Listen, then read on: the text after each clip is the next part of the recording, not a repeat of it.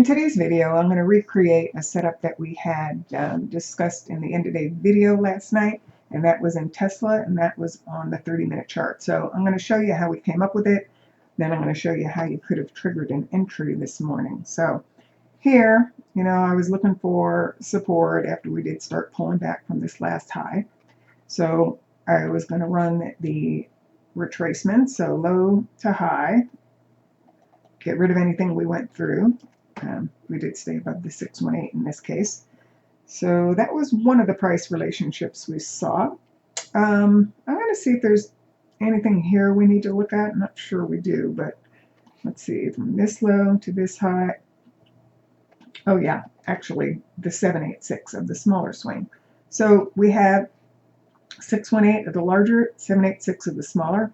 And then the third price relationship that came in was this price projection, high to low. And we then projected that high to low from this high. So we're going to do that next. So let's take this high to this low, project from this high. Okay. And then you can see this was our setup. It was a triple price cluster. It included symmetry at 432.19. It included a 618 retracement at 432.50, and it included a 786 retracement at 432.78. Okay, so that was the setup. When we see a setup zone, we wait and see if it holds. If it does, we go down to a lower time frame chart and look for a trigger. Now, there hasn't been a trigger for a swing trade entry just yet against this support. The actual low was made directly within this zone, so 432.36.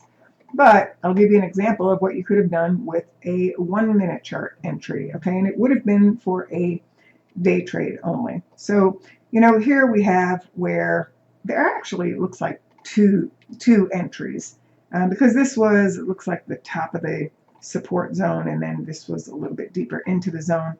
But here you can see that with the 834 EMA combo, we did have the moving average crossover, and in the process we also took out a prior swing high.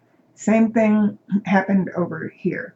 We did take out a prior swing high, we did have the moving average crossover, and we ended up holding ultimately above this original zone. Stops would be underneath this area.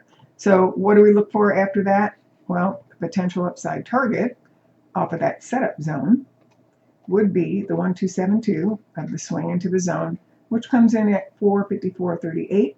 And target number 2, if we got through the first one, would be 460.37. Okay, so that's basically an example of a setup that we would run, and then how you would trigger your entry into it. Hope that helps. If you like these videos, please like and subscribe. I was traveling for a little bit, but now I'll be back on schedule, and I'll continue to do some of these videos for you.